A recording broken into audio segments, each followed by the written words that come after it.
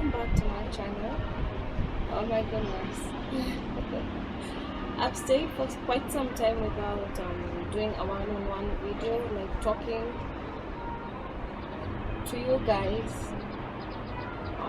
And today I decided to come back with a new video actually, about some questions that I really sampled. Some of my friends have been asking me, so I really had to sample some questions and do a vlog about it without having to address each and everybody at a specific time, because it's quite so much work, and answering like the same question to many people, you know, it's a bit of some work. But I decided to do this vlog and talk about what changes after engagement. I've gotten this question a lot. I've gotten this question so many times. So many people have been asking me, now that you engage, what changes? How do you feel? How's everything? Do you have pressure? Or, you know? So I decided that I'll address this once and for all. And honestly speaking, there is not much that changes actually. No, nothing changes really. But just to highlight some few things that I find to me that they're no longer the same. For instance, how the parents used to view the relationship. You know, before obviously you get engaged, they used to think maybe it's just a fiancé, it's just a boyfriend girlfriend thing, but now it changes to a fiancé thing. So they tend to see it's more serious. They tend to know that our son is now engaged. We have to support them more. Not that mine are not supporting me, but it's just like for example, you want to buy something and then you commit yourself. You might tell the seller that I'm going to pass by later and buy this thing, when really you're intending to or not intending to pass by, you know. But after you pay a deposit, the buyer or the seller is now so assured that this person will be coming to get what they wanted to buy. And it's the same thing like for engagement and parents. They tend to see that it's now more serious. It is now taking a different road now, because after engagement it's marriage. There is no other stage that is next, because you've already dated, you've already done the courtship and blah blah blah. Wait, what's courtship? Really, I don't know what courtship is. But if you know, you can comment on the comment section below and tell me what courtship is. Help your girl here. Seriously speaking, I don't know what courtship is, but nevertheless we are here because we're helping each other. I'm helping you with some information you need to know about something, and you're helping me also with some information that I'm not quite sure of. So yeah, I find that bit changed, how they used to see the relationship, how they used to react, like how they used to behave. They have always been supportive from the first day, whether or not you are engaged. But now it's okay. What else changed? I'm now more responsible. Especially for me. I feel as if like I'm somebody's wife. So you know, with that I have to fit in the shoes of a wife right now. I'm like, we cannot say really I'm married. I'm not yet married, but I'm headed there. That's the next stage. And with the ring on my finger, it's almost like it's just quite similar to like a marriage or something. So not for me only, for all those ladies that are engaged and all that stuff. So you feel more responsible, you feel more attached, you feel like you're a wife. You need to stand in the gap for a wife. You need to do what a wife does, of which it's a nice feeling to me. I like it. It's not pressurizing. I just like everything. Of course, I know marriage is not a bed of roses, and times are coming that there will be challenges. Even right now, there's some challenges, but as you learn how to fix them. And when I say challenges, I don't mean cheating. So please don't start like saying about stuff that I didn't mention myself. So obviously there'll always be challenges. Any road that you take, whether you're single, whether you're anything you do in life, there must be challenges, you know. So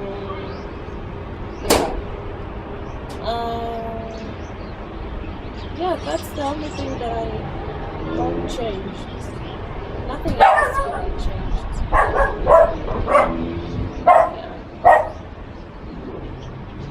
Another thing that I'll be talking about, some ladies ask me how long should a man stay without before proposal or something. Really, there is no specific time. There is no specific time when a man should stay. I just threw that away because my door really slams itself so hard and I'm not there to shut it. Yes, that was Willa back then. I don't know what she was saying, but she's with my brother inside. She's with Prince. So, how long does a guy take before he proposes? Really, there is no specific time frame. Because, like for me, previously, I'll tell you my own experience. I've been in relationships that I stayed even for 2 years, and the guy never even showed a sign of proposing. But with this one, we've dated for some months, like 7 months. Not really 7 months. Like we knew each other around 1 year ago. Yeah, we stayed without like before we met. We took 7 months before we met. Yes. Before we met, we took 7 months. We were just talking online and everything and chatting. So after we met, we stayed for 7 months and then we proposed. So that's roughly 1 year for. That's 1 year 2 months. Yeah. So that's how it works. And you really can't pressure a guy to propose when they don't feel it in their heart, because as much as you're saying it's marriage and it's a lifetime, I'm not okay. Personally, for me, it's not supposed to be like you're getting married to divorce tomorrow, or you're getting married to leave your partner tomorrow, or after 2 years or after 3 years. Mainly, it's all about love. You love somebody, leave alone the other reasons why people get married. I'm not talking about that. I'm talking about when it's love, when you love somebody. So you can't really pressure somebody, propose when they don't feel it in them. So I don't really think it's right. Sometimes I know, yes, as ladies, we want that so much because it's a nice feeling, getting to know that somebody loves you and wants to spend the rest of your life with it. But what happens when you don't know what they feel about that? When you're not so sure whether that is what exactly they want. So you just have to be patient as long as you know where the relationship is headed to. So I really think this is connected to when you know where the two of you are headed to. Yeah, you know your relationship is serious, then you don't have to worry about anything. But if it is not serious, then I don't even think you should pressure your guy to propose when you know very well it's not serious, because you might end up with the wrong person. I'm just saying. So let it just take the time that it's supposed to take. God's timing is the most absolute and perfect time. Like, he believed in me after 1 year, 2 months, it was settled, like it was certain we can push further with it, and we did. For you, it might even take 2 months. I've known people who date for 2 months or 3 months. The guy proposes and they get married after a few months, and it's not the same for everybody. So you have to believe your own process, follow your own process, and just stick to that. Don't pressure anything, don't forge anything, don't force anything that is not yet right, like according to the time. Let things flow according to time, and you won't regret it. You won't ever sit down and think, if I wouldn't have rushed this guy, this wouldn't be happening. Because I've seen personally from others' experiences. We say that you don't need to wait till something happens to you so that you can learn. You have to look at others' experiences. You see that this happened. I can get a thing or two. Not necessarily it must happen to you, but you can learn through that. Don't wait it to happen to you. Don't force somebody to marry you and then after 2 years you're miserable or something of the sort. So with that, I've addressed that. So ladies, don't be pressured. Have your time. Take your time. Enjoy your time before you get somebody. Before somebody decides to put a ring on it, enjoy that singlehood. Do your stuff, like everything. By the time he's doing it, you'll be okay. Even you won't notice, you won't even see it coming. And for those who haven't watched our engagement day / birthday vlog, you can watch it. I'll put a tag at the end of this vlog so that you can get to see how the day went by. It was a nice day that I personally keep on reminiscing it, and I know where he is. Yes, where he is, because he's not currently here. He's also happy about that. He watches the vlog, and yeah, we get this rolling. Another thing I wanted to talk about today is long distance relationship. I'll just mention a little bit about long distance relationship because I'll do a split video about long distance relationship. So basically, some people are so concerned. How do we do it when he's far away? Like, how do we keep this relationship up when he's far away? The first and most important thing is the mindset. Your mindset, like what you're thinking about, like how you take the long distance. Personally, if you take it as the worst thing, if you take it negatively, if you take it that it's something that cannot work, really, it's all in the mind. You first have to have a positive mind and know what will happen at the end of that long distance relationship. Will you meet? Will you guys get married? Will you guys make an extra step about your relationship? Will you guys take a different note? Will you guys do something different? Or what is at the end of the relationship? Not material gain or something. Like what's meant for you two, like what's going to happen to you two after the long distance relationship. So for us, we've been in a long distance relationship for the past like 7 months. We met, yes, he came, we met, and we talked about a couple of stuff. And the reason why I'm not with him, because I'm the one who should be there with him, is because I'm still in school and I'm getting done with school in 2 months. In 2-3 months I'll be done with school. So there is no need for me to go there and keep on coming back, because obviously there is nobody who feels nice about going to a nice place and coming back again to do something. So we just saw it better for us to go for our own purpose, not for mine, not for his. We just saw that it's better I finish up with school and then join him there, where I won't be having stress to having to come back and finish school or do something. So that's why we are currently in a long distance relationship. And another thing he has to work, he's working. So right now I'm not working, I'm still in school. And we need to plan for our future. Obviously I won't let him suffer with the bills alone, I want to help him. That's why I have to finish up my school and just join him and find a job, and get to plan out things slowly at their own pace. What comes, what doesn't come, stays like that. So that's why we are in a long distance relationship. And what we do is the mindset. As long as you know where your relationship stands, as long as you know he's a serious man, she's a serious lady, sorry for that, you get to know, like, you get to plan yourself. You get to know, obviously, I know this man loves me, I know this man is for real, I know this man is strong, I know this man is this, and you're so sure. So you have no problem when two hearts are joined together, when you're so sure about somebody, when you're so sure that what you two feel, not one of you, two feel is love, and you're like 100% sure. You know what they can do, you know what they cannot do, and let's not go to that, because that's on the trust, and of course it has to be there. Everything is going to be okay. It doesn't matter whether they are 1,000 million miles away or whatever. Everything is going to be fine as long as you know where you're standing, where your relationship is standing. If you know he's not a serious man or she's not a serious woman, obviously there is cause for alarm. So check that out. Why you're worried about a long distance relationship? Is it because he's not trustworthy, she's not trustworthy, or is it really because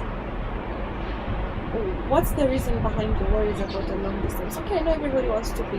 Personally, I also want to be where he is, but if it can't be possible at the moment, and I know he loves me, I'm very content. I'm very okay. My heart is full. Another thing to survive a long distance relationship is communication. As far as you're apart and as far as you love each other, you have to communicate, guys. You have to communicate. So please communicate, please talk. It will help you know what you feel. It will help you know everything. It's going to just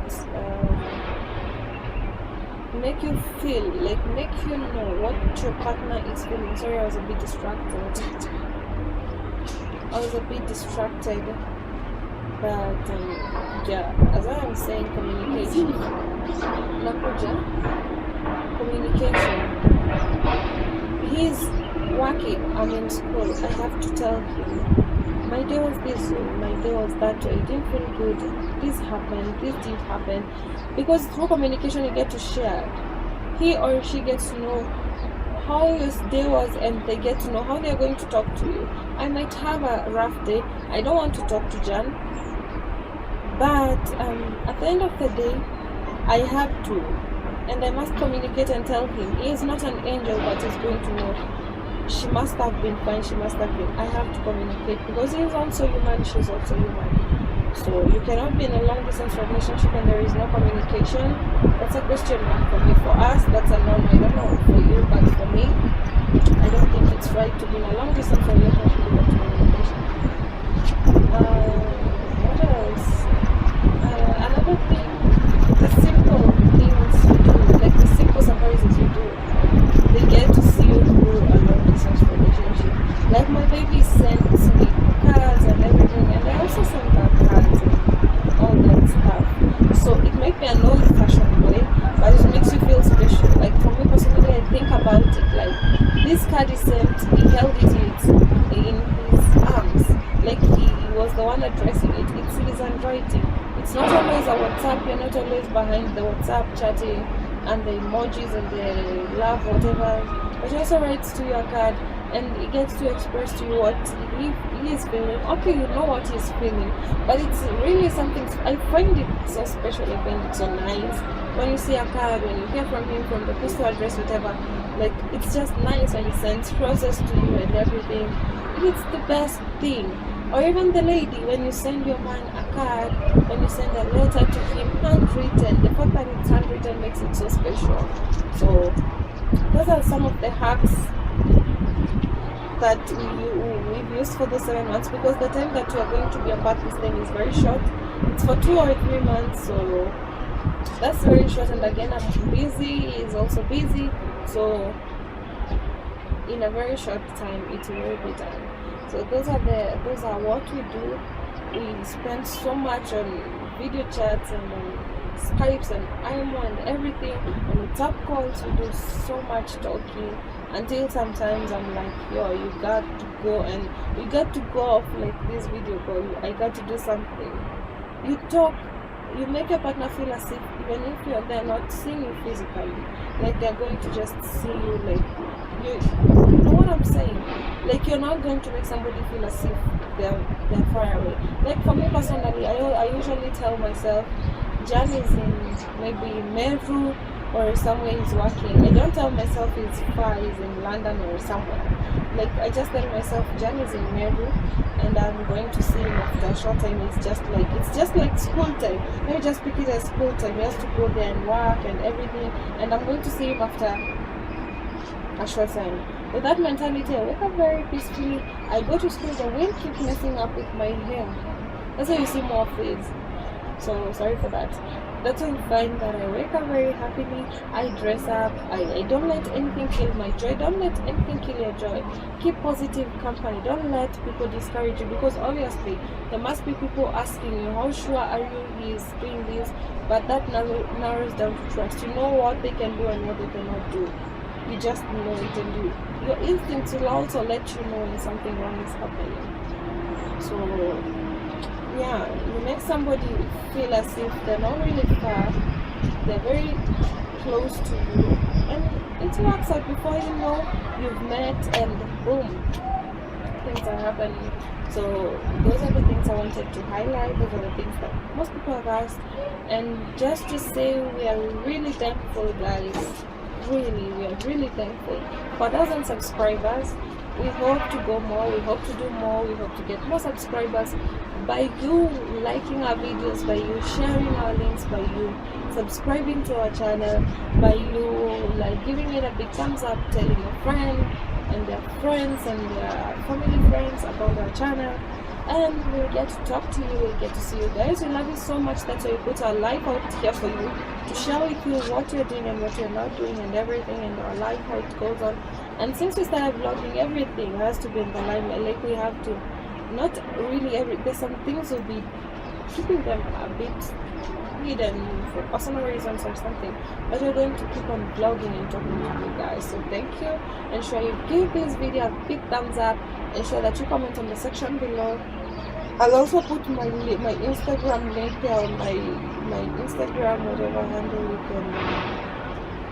you can get to follow us on Instagram and Facebook. You can suggest to us the video that you want us to do next, or what you want us to address, and we're going to do it. So thank you very much, guys. Have a lovely afternoon, and goodbye.